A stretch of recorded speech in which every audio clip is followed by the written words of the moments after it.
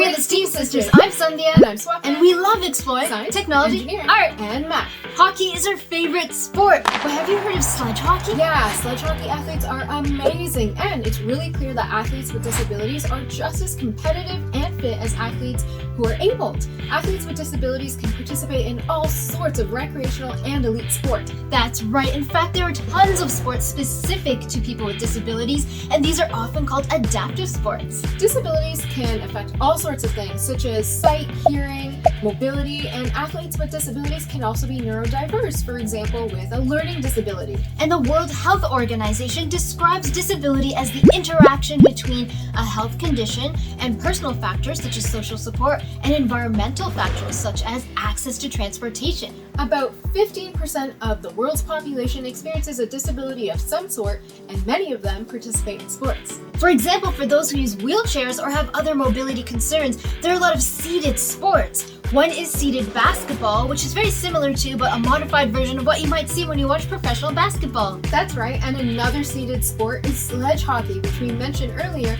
and it's really similar to ice hockey, except with sledges and with shorter sticks that have picks on them to help athletes move around on the ice.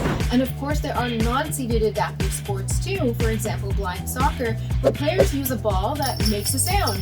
But unfortunately, sometimes people with disabilities are seen as less capable than those without a disability, and this misconception can sometimes arise through a person's bias. Well, what is a bias? It's essentially when we have a positive or negative opinion about something without having any experience, evidence, or giving that thing or person an equal chance. Exactly, and we all have biases, sometimes without even realizing it, so it's really important for all of us to recognize our biases and challenge them. Consider what biases you might have. Hope you enjoyed this video. Make sure to check out the Shaftesbury Kids YouTube channel for tons of videos and full episodes of TV shows streaming for free.